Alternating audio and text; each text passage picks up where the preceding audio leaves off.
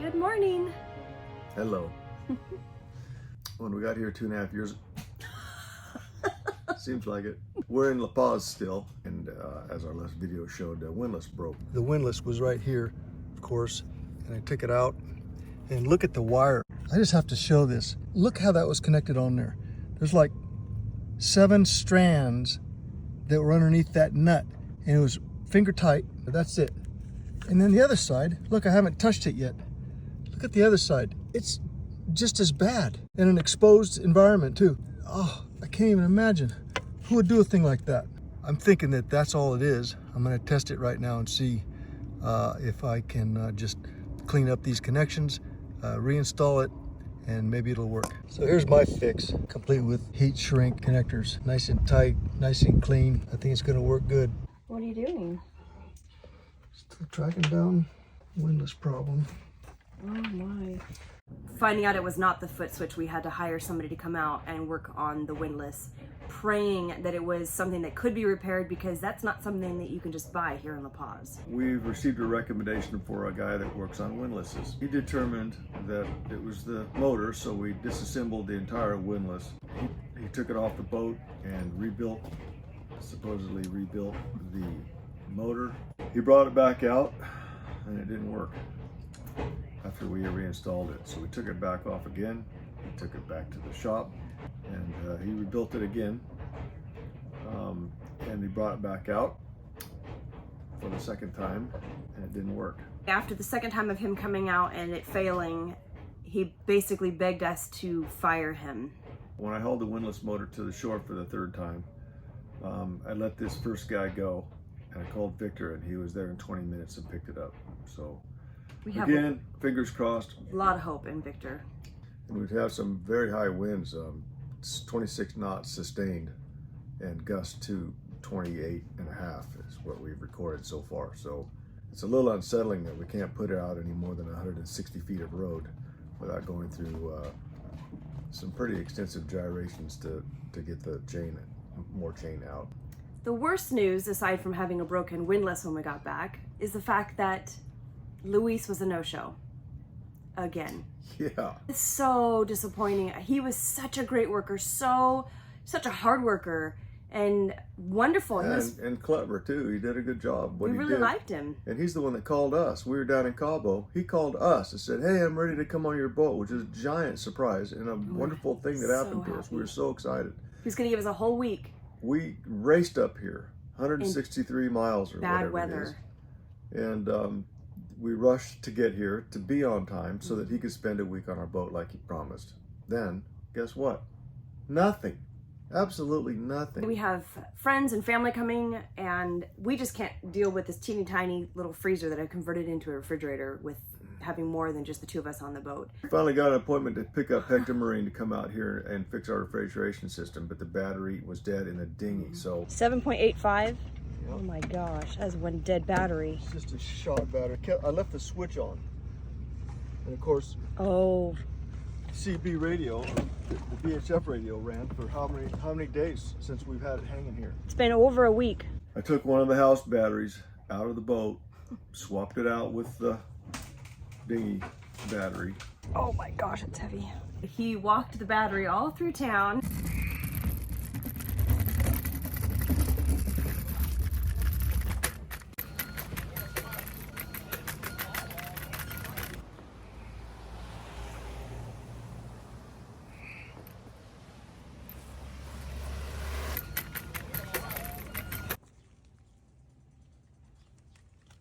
Turns out it was a refrigerant leak. Yep. So when we were gone all that time in the US, it slowly leaked out, because apparently the last time they were here, they didn't catch all the leaks, and they had to replace the refrigerant. And it's been working great. A few mornings into having it running though, I did find more leaks inside the refrigerator this time that my husband thankfully was able to fix. Yeah. We're a little bit disappointed that they didn't fix the leak the first time, and then even the second time here when they're back. Yeah. But you know what? whatever. I have working refrigerators. It's wonderful. It's gone from this tiny little box to a huge refrigerator box, and it's just fantastic. Now I have lots of room for our friends who are coming very, very soon. I cannot wait to see them. Kim and her brother Chris are going to come visit us. They're going to stay with us for over a week, and I am so excited. I have known Kim since I was like 18 or 19 years old, and she was a bridesmaid in our wedding. She means a lot to me. She has always meant a lot to me. Kim is one of those friends that she'll be a lifetime friend, even though it's been well over a decade since I have sseen her, and I cannot wait to hug that woman. Another red sky in the morning. Sailor's morning. We've had a week of very high winds off and on. There were several boats that were pretty close to us. In fact, one boat came in and anchored very close between us and another boat, right in the middle of us. And unfortunately, on that first very windy day, he was swinging back and forth, and they were not on the boat. We tried calling because their boat came so close to ours and even closer to the other boat. It definitely drug anchor. Oh, it was so scary. Chris and the other guy on the other boat got in their dinghies and were kind of surrounding the boat, trying to figure out if there was anything that they could do. They showed up, this older couple, relocated, and they've been there ever since. Yeah, so, and it's worked out perfectly. Had to be pretty stressful on them, but they did move. And then we have a trawler on a mooring right next to us, and we should have been perfectly fine, except that we found out later that he had 50 feet of road attached to his mooring ball, which is so what we thought was perfectly fine. A little bit out of the ordinary, I think. We have keels, he has none, and so he swings completely different than us, and so we've been pretty close to the guy a couple of times, and so I've been in communication with him to try to get him to move his boat. Okay, I don't like this. Oh my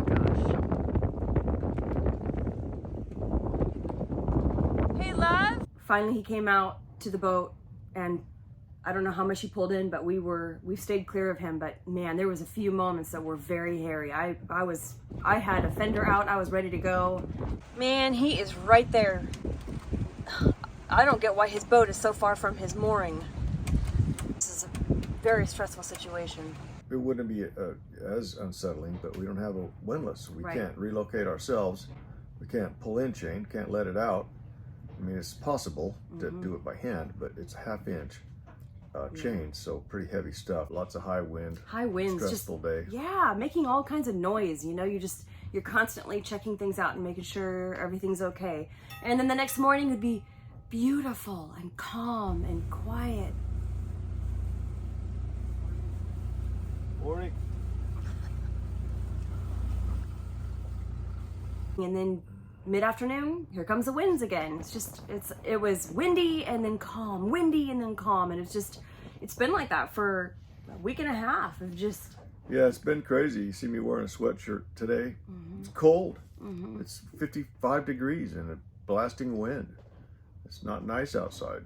And anyway, we came down here to thaw out. Didn't really work out so far most of the time. Sustained wind, 25 knots. Expecting gusts of 30 plus today and tomorrow. Definitely a good day to be inside the boat. Here in La Paz, you've heard us mention the La Paz waltz before, and we watched several of these boats doing a waltz, and one of them was the catamaran down here, anchored a bit too close to the monohull.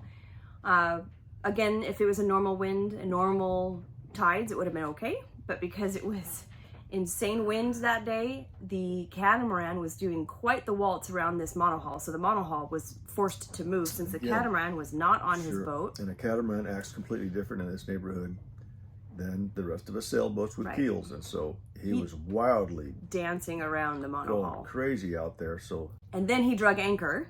He drug long ways and ended on a sandbar. Meanwhile, the 61-foot Ketch moved because they were unhappy about this unmanned catamaran. So they moved, ended up getting stuck on a sandbar out there. So the catamaran guy finally got word that his boat was stuck on the sandbar, and he came out to fix it. Meanwhile, a couple of dinghies are getting into the water to try to help all of these boats. Chris is one of them. He gets down to the dinghy and guess what? It doesn't start. Figures out the quick fix with some WD-40 on the whatchamacallit, and it fires right up. The Bendix was stuck on the starter. Did it? Brilliant. Okay, be safe.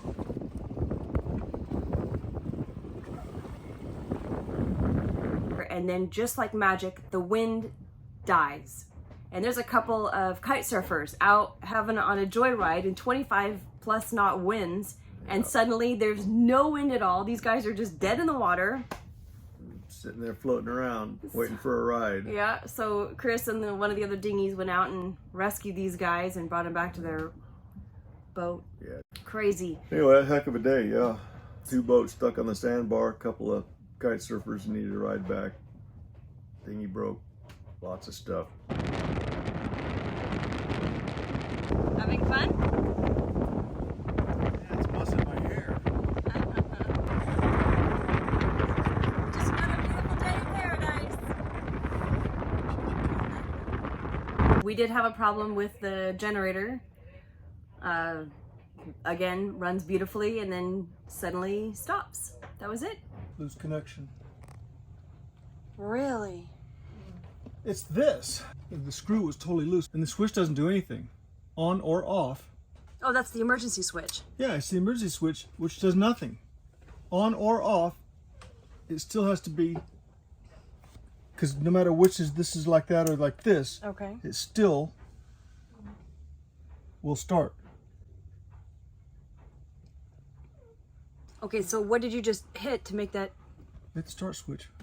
Oh, so it works now. It's fixed. Oh, praise God. So what was wrong? It was just a loose connection. That was it? Yeah. This screw was freaking half out. I checked everything else. I thought on a whim, you know, what about that one? Do we need this? Or look, it goes through the switch, and then this red wire heads out somewhere. But it does nothing. Apparently someone installed a switch That does nothing. that does nothing. I could just wire it together is what I should do and just eliminate. Now that I got a big old gougy Hole. hole, unless there's some secret way, you know, I'm not an electrician, so maybe there's some secret thing that we're benefit by having that. Well, I gotta get my tester. nada. Oh, it doesn't make any sense at all. No, it's just, there's no continuity through it. So maybe it's just a bad switch. Maybe there really is power to it, but the switch is bad. There's no continuity between this, through the switch. So in my book, the switch doesn't work. Okay. Yet, that's the only thing I fixed. And now it starts. Now you can start it using the start button. I don't know, I'm no electrician. I can just imagine that there's something that I just don't even understand here.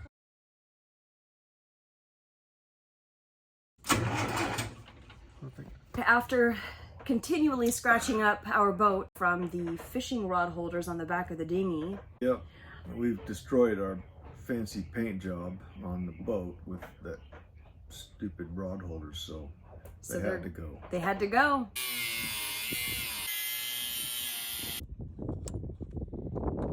Nice. Daisy. Hi, baby. So beautiful. After having wind for a solid week, it is just nice to have a break. That is fantastic.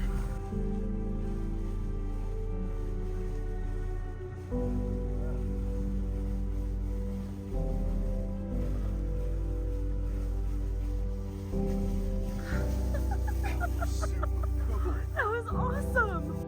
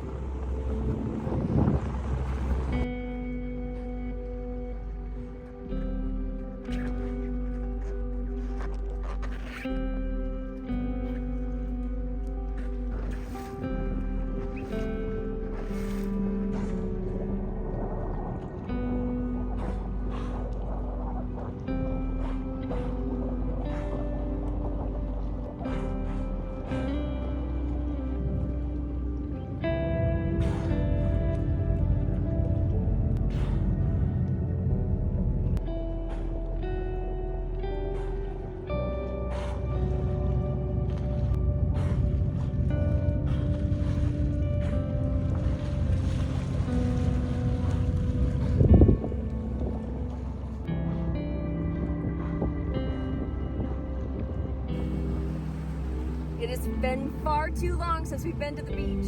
Far, far too long. I'm talking weeks and weeks. These dogs are so excited. We're just looking forward to relaxing. The sun will be setting here in about a half an hour. But we just have just enough time to let these guys run. Anyway, we're gonna enjoy a beer at the beach and relax.